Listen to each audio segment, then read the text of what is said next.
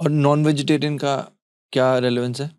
हाँ, खाते थे बाबा, सही बाबा? हाँ, बाबा खाते थे। Non vegetarian? हाँ, बल्कि लेकिन देखो चौंकने की कोई बात नहीं है, लेकिन उसको अगर हम लोग अच्छे से समझे तो शायद प्लीज, ज़्यादा श्योर क्लैरिटी श्योर आ श्योर। जाएगी।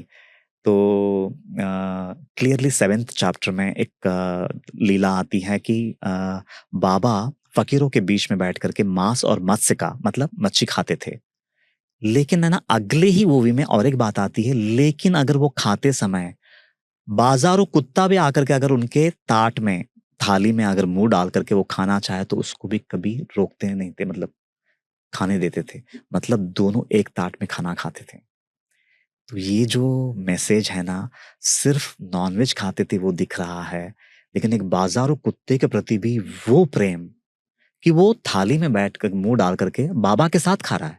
बाबा एक तरह से वो कुत्ते का जुट्टन खा रहे हैं, लेकिन वो नहीं देखते हैं।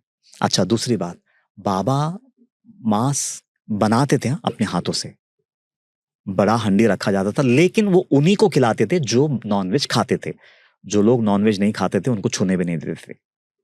क्लियर आया है 38 अध्याय में ये सारी चीजें। अगर कोई पढ़ना चाहे तो सबसे पहले पढ़े तो सही साईं सच्चरित्र को, और श्रद्धा से पढ़े, एक एक शब्द को है ना ध्यान दे के पढ़े तो शायद क्लैरिटी आ जाएगी।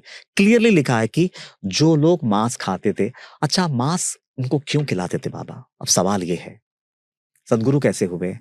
लेकिन है ना, बाबा की एक ही भावना थी कि लोग मुझसे जुड़े, मेरे दरबार में आके बैठें।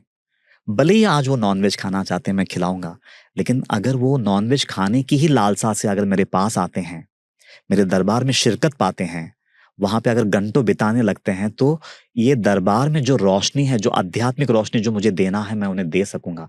और अगर एक बार वो रोशनी को उन्होंने स्वीकार कर लिया तो उसके बाद ये मांस खाने की वृत्ति कितने दिन टिकती है मैं देखूंगा ना। ये भाव था उसके पीछे। और दूसरी बात, हिंदू मुस्लिम सब लोग आते थे, सबको एकता में बांधना चाहते थे। और आज लेकिन बाबा की सौगंध खा के बोल रहा हूं, ऐसे कितने ही परिवारों को मैंने देखा है जो क्लियरली बोलते हैं कि हम पहले बहुत मांस खाते थे, लेकिन आज बाबा से जुड़ने के बाद हमारा मांस छूट गया। इसको क्या बोलेंगे आप? Sure, agreed. आपने भगवत गीता से बहुत कोट किया। राइट। भगवत गीता में कहीं लिखा है कि मांस खाना चाहिए? नहीं, भगवत गीता में क्लियरली लिखा है कि वो तामसिक आहार है। राइट, तो वो तामसिक है और एक तरफ आप कह रहे हो कि साईं बाबा नॉनवेज खाते थे। हाँ, तो लेकिन बाबा ने एक बात ये भी बोला है उसी अध्याय में, सॉरी 23rd अध्याय में आता है कि जो प्याज खा करके पचा सके उसी को प्याज खाने की अनुमति है। बाकी जो लोग अगर प्याज भी पचाने की ताकत नहीं रखते, मतलब प्याज खाने के बाद जो गलत वृत्तियां हमारे मन में आएगी, प्याज, हाँ, मतलब वो भी तामसिक आहार माना जाता है। हालांकि नॉनवेज के मुकाबले वो इतनी तामसिक नहीं है, लेकिन फिर भी बाबा प्याज के लिए बोल रहे हैं कि अगर प्याज खा के पचाने की ताकत रखते हो तो ही प्याज खाना, नहीं तो प्याज को भी छूने की जरूरत नहीं। तो जो सदगुरु एक प्याज के लिए ये बात बोल सकते हैं, वो नॉनवेज खाने की हिदायत देंगे मतलब?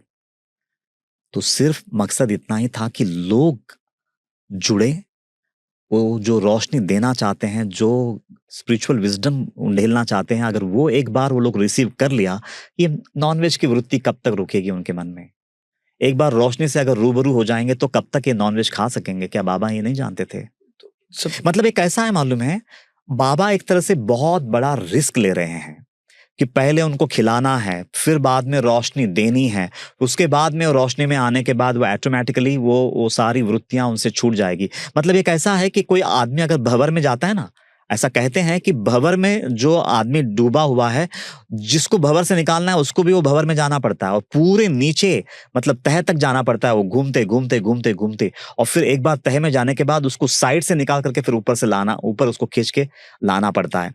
तो उसी तरह से एक तरह से देखा गया तो अपने ऊपर वो इतना बड़ा रिस्क लेकर के वो काम कर रहे हैं, लेकिन हम उनकी वो करुणा को नहीं देख रहे हैं, केवल खिलाया बस इतना ही। अच्छा, मैं और एक बात पूछता हूँ, मतलब राघव, मतलब मैं आपसे पूछूंगा, जो लोग नॉनवेज खाते हैं, समझो 100 लोग नॉनवेज खाते हैं और मैंने 100 के 100 लोगों को मेरे सामने खड़ा किया, मैंने उनको खाली एक ही बात बोला, आप लोग सब नॉनवेज खाते हैं? बोले हाँ, हम लोग सब नॉनवेज खाते हैं। लेकिन आज के बाद आप नॉनवेज खाइए, लेकिन आप एक काम करना, आपको क्या पसंद है? उसमें से किसी ने बोला कि मुझे बकरा पसंद है, बकरे का मटन खाता हूँ।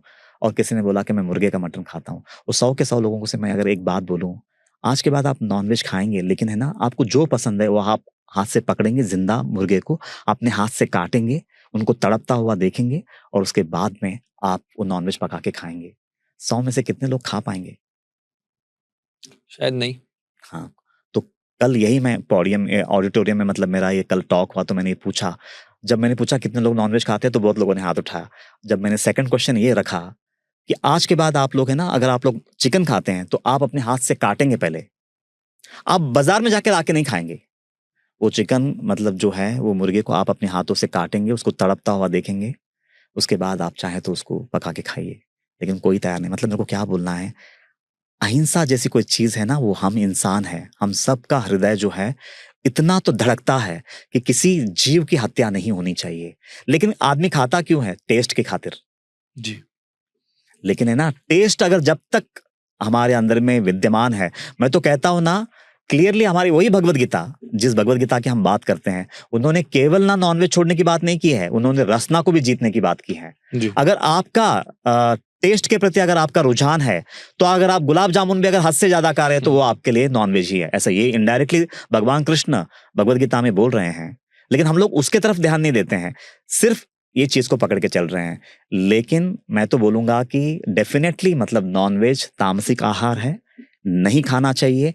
चिलिम कोई भी नहीं पीना चाहिए। अगर समर्थ सदगुरु पीते हैं तो फिर उसके साथ साथ वो बहुत कुछ करके बैठे हैं, वो सब करके दिखाइए, फिर आप चिलिम पिए। तो बाबा खाते थे इसलिए हम नॉनवेज खाएंगे, बाबा चिलिम पीते थे इसलिए हम चिलिम पिएंगे, एकदम गलत है।